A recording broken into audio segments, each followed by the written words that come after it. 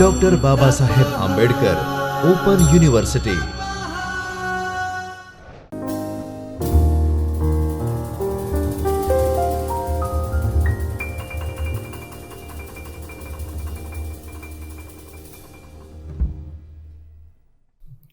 નમસ્તે મિત્રો doctor Baba Saheb Ambedkar open યુનિવર્સિટીના જ્યોતિર્મય પરિસર ખાતેના ચૈતન્ય સ્ટુડિયોમાંથી હું ડૉક્ટર ધવલ પંડ્યા આપનું સ્વાગત કરું છું।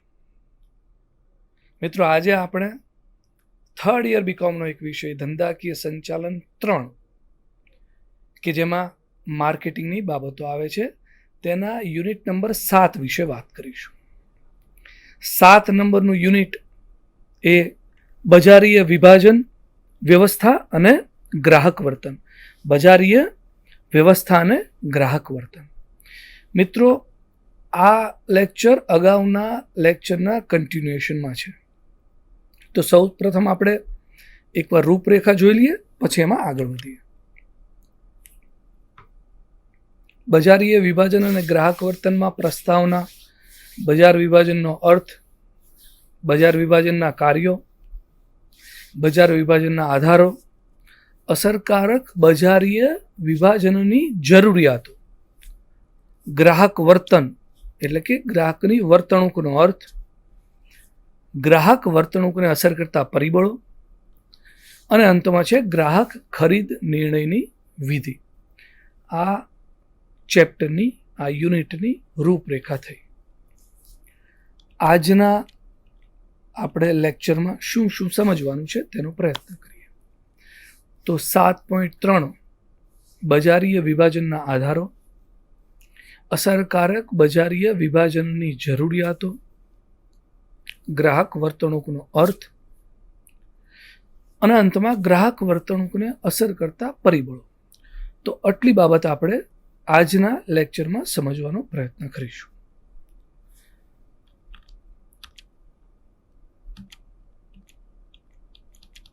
બજારીય વિભાજનના આધારો।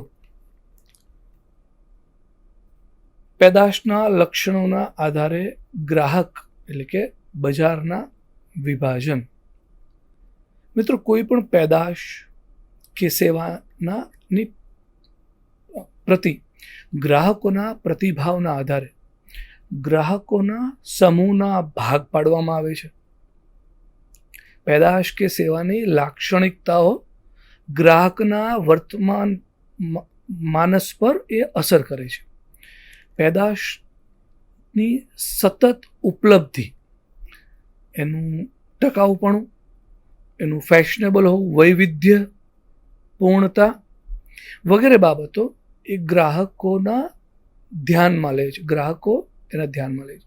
આ બાબતે ધ્યાનમાં લઈને કેટલાક આધારો વિકસાવવામાં આવે છે, જે આ મુજબ છે: પ્રસંગોને આધારે ગ્રાહકોનું વિભાજન, ત્યારબાદ ફાયદો શોધનારના આધારે ગ્રાહકોનું વિભાજન, વપરાશકર્તાઓની સ્થિતિના આધારે ગ્રાહકોનું વિભાજન, ઉપયોગિતાના દરને આધારે ગ્રાહકોનું વિભાજન અને છેલ્લે છે વફાદારીના પ્રકારના આધારે ગ્રાહકોનું વિભાજન।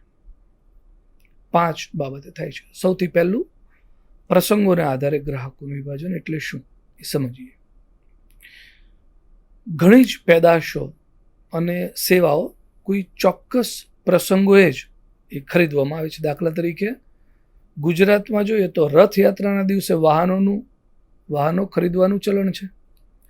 દિવાળીમાં ગુજરાતમાં સોના ચાંદી ખરીદવાનું ચલણ છે, અને એ જ રીતે દિલ્હીમાં જોઈએ તો મીઠાઈઓ અને ડ્રાય ફ્રૂટો ખરીદવાનું ચલણ છે। હિમાચલ પ્રદેશ અને ઉત્તર ભારતમાં અન્ય ભાગોમાં દિવાળીમાં ઘર વપરાશની વસ્તુઓ ખરીદવાનું ઘણું જ ચલણ જોવા મળે છે। આથી મિત્રો, પ્રસંગોના આધારે ખરીદી માટે ઘર માટેના ઇલેક્ટ્રોનિક સાધનો, સોના ચાંદીના ઘરેણાં, વાહનો, ભેટ, લગ્ન પ્રસંગના કપડાં વગેરેનું બજારકર્તાઓ આને આધારે બજાર કે ગ્રાહકોનું વિભાજન કરે છે। પરીક્ષા, ચૂંટણી હોય, જન્મદિવસ હોય, લગ્ન પ્રસંગ હોય, પ્રવાસ, આ બધી બાબતો, આ બધા પ્રસંગોને ધ્યાનમાં રાખીને પણ બજાર સંચાલનકર્તાઓ એ જાહેરાત હોય, વેચાણમાં વૃદ્ધિના કાર્યક્રમો, આ બધું નક્કી કરતા હોય છે. હવે બીજું જોઈએ, ફાયદો શોધનાર. ફાયદો શોધનાર એટલે શું?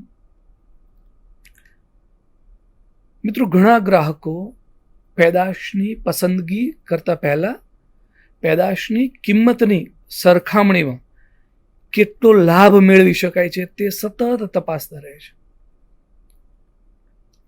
ઘણા ગ્રાહકો પેદાશની ગુણવત્તા, ગેરંટી, વોરંટી, ઉપયોગિતામાં સરળતા વગેરે બાબતો ધ્યાનમાં લે છે. બજારકર્તાઓ આ બાબત ધ્યાનમાં લઈને જ બજારનું વિભાજન કરતા હોય છે. આવા ગ્રાહકો માટે કંપનીઓ ચોક્કસ પ્રકારના વેલ્યુ ફોર મની એટલે કે પૈસા વસૂલ મોડેલ્સ પણ બજારમાં બહાર પાડે છે. ખાસ કરીને મોબાઈલ કંપનીઓ, બાટાના શૂઝ, એ જ રીતે ટકાઉ ફર્નિચર વગેરે જે વ્યક્તિઓને જેવા લાભ જોઈતા હોય તેવા ફેરફાર કરીને આપવાની સુવિધા પણ કરી આપે છે. ત્રીજું છે વપરાશકર્તાની સ્થિતિ. મિત્રો, વપરાશકર્તાઓની સ્થિતિ મુજબ બજારકર્તાઓ પોતાની બજારીય વ્યવસ્થાઓ તૈયાર કરે છે. વપરાશકર્તાઓની સ્થિતિ કે પ્રકારને કઈ રીતે જોઈ શકાય? તો એમાં એક ઉપયોગિતાનો દર, એ બાબતે આપણે થોડી ચર્ચા કરી લઈએ. ઘણા ગ્રાહકો વસ્તુઓ કે સેવાઓ ઘણા મોટા જથ્થામાં અને વારંવાર ખરીદતા હોય છે. ઉપયોગિતાના દરના આધારે ગ્રાહકો કે બજારના વિભાજન પણ પાડી શકાય છે. કઈ રીતે પાડી શકાય? તો પહેલું છે ભારે અને વધુ પ્રમાણમાં વપરાશકાર. એવા ગ્રાહકો જે વધુ જથ્થામાં અને વધુ વખત ખરીદી કરતા હોય છે, એક એ થયું. બીજું, હળવા વપરાશકાર, જેઓ ઓછા પ્રમાણમાં ને ઓછી સંખ્યા કે જથ્થામાં વસ્તુઓ ખરીદે છે. હવે આપણે વાત કરીએ વફાદારીના પ્રકારના આધારે. મિત્રો, કોઈ ચોક્કસ પેદાશ કે સેવાની બ્રાન્ડ કે છાપ પ્રતિ ગ્રાહકોના વલણને આધારે બજારના ભાગ પાડી શકાય છે. ઘણા ગ્રાહકો પેદાશ કે બ્રાન્ડ પ્રત્યે ઘણી જ વફાદારી ધરાવે છે. મિત્રો, આટલી બાબતો બાદ હવે આપણે અસરકારક બજાર વિભાજનની જરૂરિયાતો સમજીએ. અસરકારક બજાર વિભાજનની જરૂરિયાતો. એમાં સૌ પ્રથમ આવે બજારકર્તાઓ. જે કોઈ બજારકર્તાઓ છે તેમણે જાણવું જરૂરી છે કે બજાર કે ગ્રાહકોનો સમૂહ વૈવિધ્યપૂર્ણ છે કે નહીં.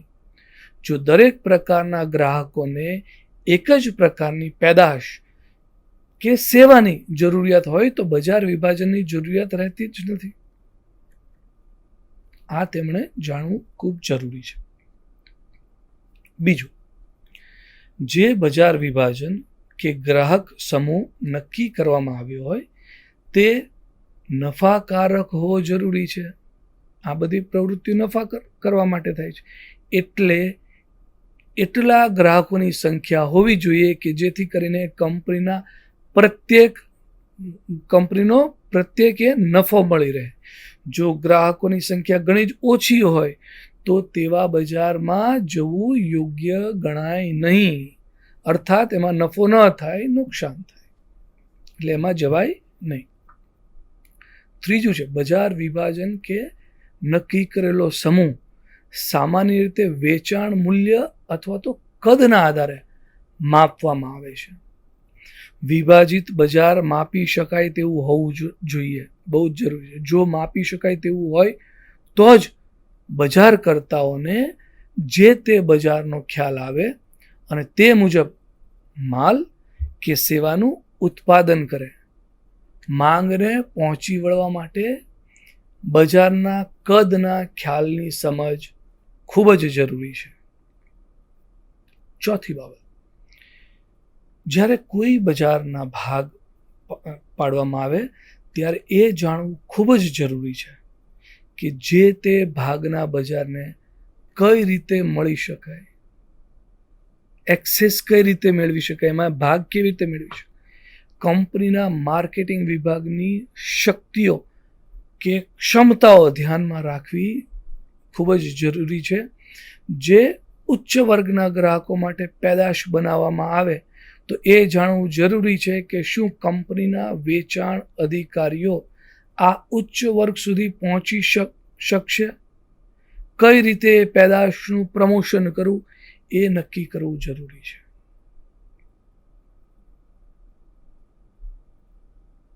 ત્યારબાદ એક બજાર વિભાજન આંતરિક રીતે એકરૂપ હોવું જોઈએ. એટલે કે જે બજારને ધ્યાનમાં લેવામાં આવ્યું છે તેના ગ્રાહકોની જરૂરિયાતો એક સરખી હોય, પરંતુ તે ગ્રાહકોમાં જુદા જુદા બજાર વિભાજન ઊભા થયેલા હોવા જોઈએ. દાખલા તરીકે HUL નાવાની જરૂરિયાત સંતોષવાનું કામ કરે છે, પરંતુ તેમાં પણ તેઓ ઉચ્ચ આવક ધરાવતા ગ્રાહકો, મહિલાઓ, મધ્યમ આવકના ગ્રાહકો વગેરે માટે અલગ અલગ પેદાશો બનાવે છે, અલગ અલગ પેદાશોનું ઉત્પાદન કરે છે. આમ બજાર વિભાજનમાં વિસ્તૃત ગ્રાહકો અને પેદાશો હોવા જોઈએ. એના કસ્ટમર્સ પણ અલગ અલગ પ્રમાણમાં વેરાયટીમાં હોવા જોઈએ, વિસ્તૃત રીતે હોવા જોઈએ, અને પ્રોડક્ટમાં પણ વેરાયટી હોવી જોઈએ. હવે આવે છે ગ્રાહક વર્તણૂકનો અર્થ 7.6. મિત્રો, ગ્રાહકોની વર્તણૂક એટલે કે એવો અભ્યાસ કે જેમાં વ્યક્તિગત ગ્રાહકો, જૂથો અથવા સંગઠનો તેમની પેદાશ કે સેવાઓ ખરીદવાની કે પસંદ કરવાની પ્રક્રિયા એમાં શામેલ છે. ગ્રાહક વર્તણૂક એટલે કે ગ્રાહકનો કોઈ પણ પેદાશ કે સેવા કે સંસ્થા પ્રત્યેનો અભિગમ. ગ્રાહકો પોતાની જરૂરિયાતો સંતોષ વસ્તુઓ કે સેવાઓની ખરીદ કરીને કેવી રીતે કરે છે તેની માહિતી ગ્રાહક વર્તણૂકના અભ્યાસમાં આવી જાય છે. ગ્રાહકો શા માટે કોઈ ચોક્કસ પેદાશ કે સેવા કે પછી વિચાર ખરીદે છે કે એને અનુસરે છે, એ દરેક બજાર સંચાલકે જાણવું ખૂબ જ જરૂરી છે. આના કારણે બજારકર્તાઓ બજારમાં મુકાતી દરેક પેદાશ કે સેવાને ગ્રાહકો તરફની અપેક્ષાના આધારે ચકાસી શકશે. ગ્રાહકોની અપેક્ષા જાણવાથી બજારકર્તાઓ ગ્રાહકો વસ્તુ કે સેવાની ખરીદમાં જુદો જુદો રોલ એટલે કે ભાગ ભજવે છે. માહિતી આપવાનો રોલ કે ભાગ, એ બ્રાન્ડ નક્કી કરવાનો રોલ કે ચૂકવણીનો રોલ ગ્રાહક કુટુંબ ખરીદીમાં એ કરી શકે છે. મિત્રો, સાવ સાદી ભાષામાં કહીએ ને તો ગ્રાહક વર્તણૂક એટલે ગ્રાહક શું ખરીદે છે, ક્યારે ખરીદે છે,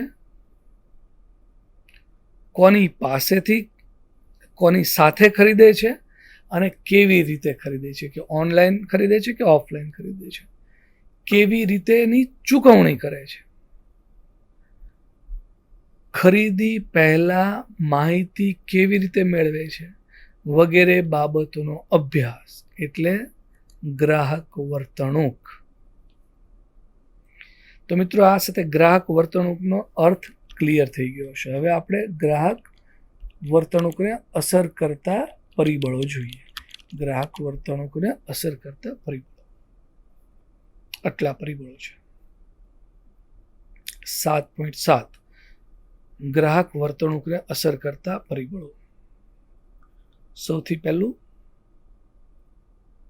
અચ્છા મિત્રો, ગ્રાહકની વર્તણૂક એક વ્યવસ્થિત પ્રક્રિયા છે જે દરમિયાન અનેક નિર્ણયો લેવામાં આવે છે. વિવિધ પ્રકારના અનેક નિર્ણયો, જેમાંથી પહેલું આર્થિક પરિબળો. પહેલું છે આર્થિક પરિબળો. ગ્રાહકોની વર્તણૂકને અસર કરતા પરિબળો સમજવામાં અર્થશાસ્ત્રને સમજવું ખૂબ જરૂરી છે. ગ્રાહકો પોતાની આવકમાંથી વધુને વધુ તૃષ્ટિકરણ કે સંતોષ મેળવવાનો પ્રયત્ન કરે છે. ગ્રાહકની વર્તણૂકને અસર કરતા આર્થિક પરિબળો કયા કયા છે? તો એ છે ગ્રાહકોની ખર્ચપાત્ર આવક,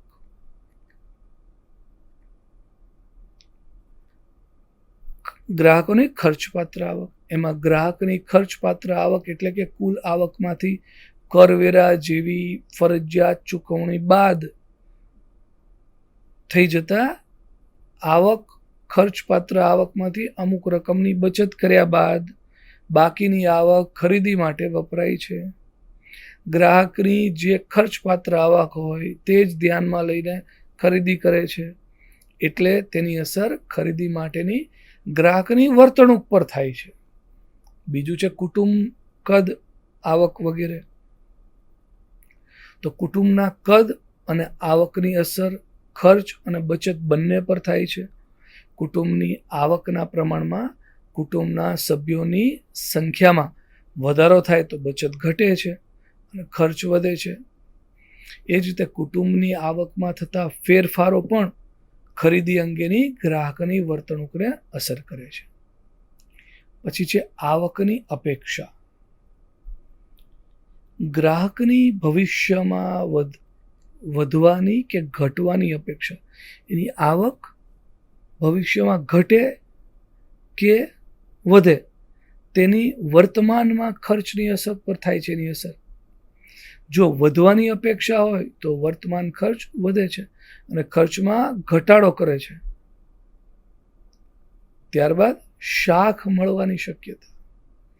ઉધાર માળખાની સવલત હોય તો ગ્રાહકના વર્તન પર તેની ભારે અસર થાય છે.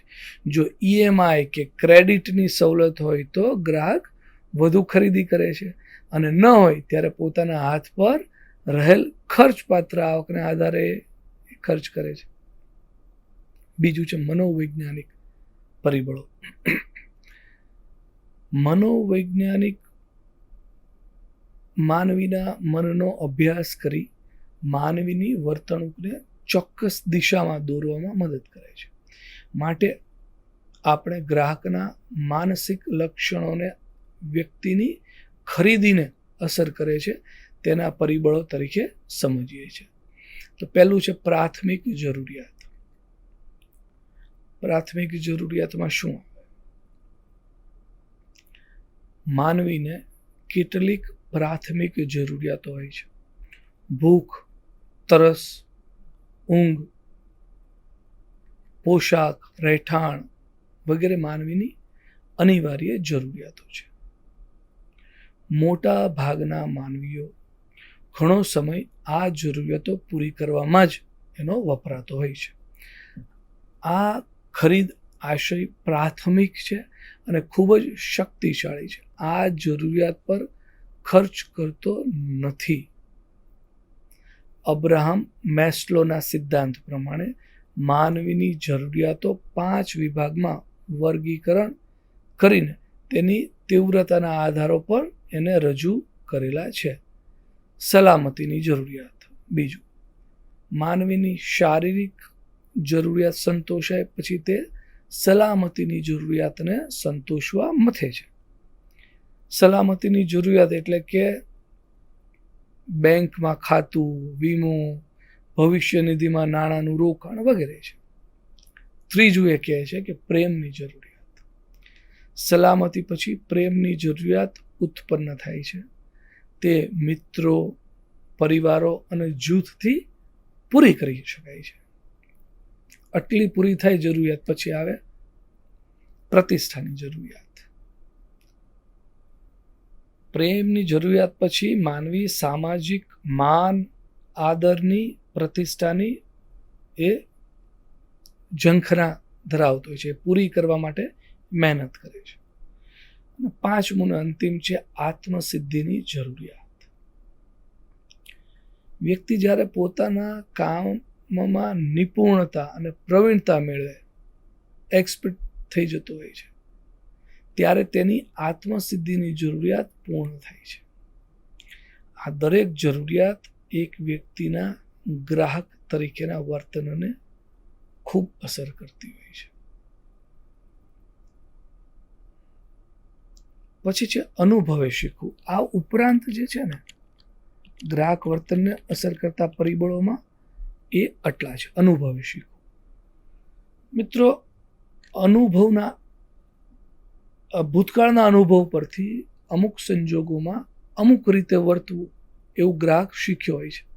અને આવા અનુભવના આધારે ગ્રાહકનું વસ્તુ પ્રત્યે હકારાત્મક કે નકારાત્મક વર્તન નક્કી થાય છે. એટલે કે ભૂતકાળના અનુભવે ગ્રાહકની વર્તણૂક નક્કી થતી હોય છે. પછી છે વલણો. વલણો એટલે શું? વલણો એટલે કોઈ વસ્તુ, પેઢી કે વિચાર પ્રત્યે ગ્રાહકની લાગણી. ગ્રાહકની આ લાગણીનું તેની ખરીદી પર અસર થાય છે. જો આ વલણ સકારાત્મક હોય તો તે વસ્તુની ખરીદી કરે છે, અને જો નકારાત્મક હોય તો તે આવી ખરીદીને ટાળવાની મનછા રાખે છે, ઈચ્છા રાખે છે, મહેચ્છા રાખે છે. પછી અનુભૂતિ. અનુભૂતિ એટલે દ્રષ્ટિ. દરેક વસ્તુ અને તેની કિંમત માટે દરેક ગ્રાહકની અનુભૂતિ જુદી જુદી હોય. જો ગ્રાહકની અનુભૂતિ નકારાત્મક હોય તો તે એ વસ્તુ માટે ખાસ રુચિ નથી લેતો, પણ જો અનુભૂતિ સકારાત્મક હોય તો વધુ રુચિ લે છે અને તે જે વસ્તુને ખરીદવા માટે ઉત્કૃષ્ટ હોય છે. ખૂબ જ અત્યંત એની માટે મહત્વનું બની જાય છે. વ્યક્તિત્વ. ત્યારબાદનો મુદ્દો વ્યક્તિત્વ. વ્યક્તિત્વ એ બાહ્ય દેખાવ એવો અર્થ ન કરી શકાય. તેની સાથે વ્યક્તિની ટેવો, આત્મવિશ્વાસ, નિડરતા વગેરે વ્યક્તિત્વનો એક ભાગ છે. ગ્રાહકનું વ્યક્તિત્વ તેને અમુક વસ્તુ ખરીદવી કે નહીં એનો નિર્ણય કરવા પ્રેરે છે. ત્યારબાદ વ્યવસાય. વ્યક્તિ પોતાના વ્યવસાય મુજબ અમુક વસ્તુની ખરીદી કરતો હોય છે. આ ઉપરાંત દરેક વ્યવસાયને અનુરૂપ એ વધારાની વસ્તુઓ ખરીદતા હોય છે. જીવનશૈલી. વ્યક્તિની પોતાની જીવનશૈલી અલગ અલગ હોય છે અને તેના આધારિત એ ખરીદી કરે છે. જેમ કે ધનિકોની જીવનશૈલી મધ્યમ વર્ગ કરતાં અલગ હોય, તેના કારણે બંને વર્ગ અલગ અલગ પ્રકારની વસ્તુ ખરીદવામાં રુચિ રાખે છે. હવે ત્રીજું છે સામાજિક પરિબળ. સામાજિક પરિબળ વ્યક્તિની વર્તણૂકનું ઘડતર સમાજમાં થાય છે. તેથી સામાજિક પરિબળોની ગ્રાહક વર્તણૂક પર અસર થાય છે. ગ્રાહક વર્તણૂકને અસર કરતા સામાજિક પરિબળને આપણે કયા કયા રીતે વેચી શકીએ? તો સંદર્ભ જૂથ તરીકે વેચી શકીએ. સંદર્ભ જૂથ એટલે એ સમાજના એવા લોકો જેની પ્રત્યક્ષ અને પરોક્ષ અસર વ્યક્તિના વલણ અને તેના વર્તન પર થાય છે. બે પ્રકારના જૂથ હોય છે. એક પ્રાથમિક જૂથ, એવા લોકો કે જેમની સીધી અસર ગ્રાહકના વલણ પર થાય છે. આ જૂથ કુટુંબના સભ્યો, મિત્રો, પાડોશીઓ, સહકર્મચારીઓ વગેરેનો આમાં સમાવેશ થતો હોય છે. અને બીજામાં ગૌણ જૂથ. આ જૂથમાં ધાર્મિક સંસ્થાઓ, વ્યવસાય મંડળો અને મજૂર સંઘોનો સમાવેશ થાય છે. આ જૂથની પણ અસર ગ્રાહક વર્તન પર જોવા મળતી હોય છે. હવે આપણે ખરીદીમાં કુટુંબનો ફાળો, તેનો સબ પોઈન્ટ એ જોઈએ. ખરીદીમાં કુટુંબનો ફાળો. ખરીદીમાં કુટુંબના સભ્યોનો ફાળો મહત્વનો ગણાય છે. ગ્રાહક પોતાની માટે અથવા તો કુટુંબ પોતાની ખરીદી કરે છે.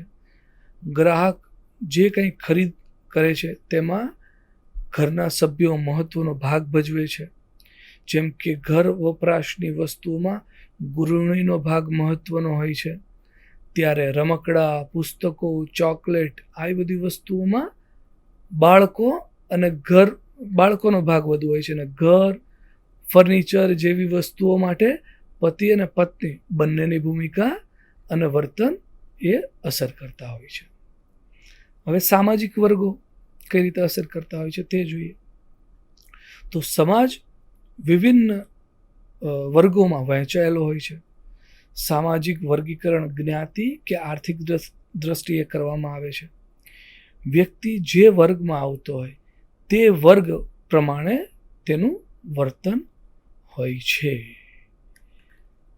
તો મિત્રો, આ સાથે આપણે અહીંયા આ વ્યાખ્યાન પૂરું કરીએ છીએ. આ વ્યાખ્યાનમાંથી કયા કયા ઇમ્પોર્ટન્ટ પ્રશ્નો આવી શકે તે હવે એકવાર આપણે જોઈ લઈએ.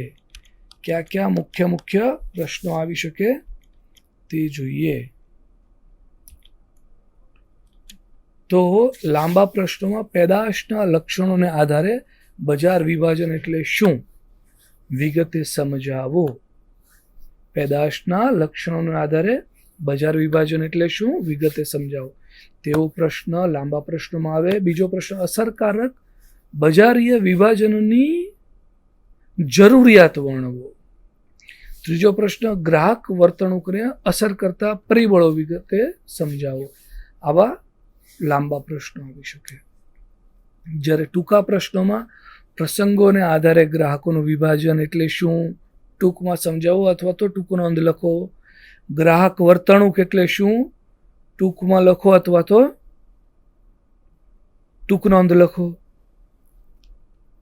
ત્યારબાદ મનોવૈજ્ઞાનિક પરિબળો એટલે શું, સામાજિક પરિબળો એટલે શું, અને ખરીદમાં કુટુંબનો ફાળો, જે હમણાં જ આપણે જોયું, કુટુંબનો ફાળો કઈ રીતે હોઈ શકે. તો આપણે જોયું કે કઈ વસ્તુઓમાં કયા વ્યક્તિઓની ભૂમિકા રહેતી હોય છે. તો મિત્રો, આજના વ્યાખ્યાનમાં આપણે એટલું જ રાખીએ છીએ.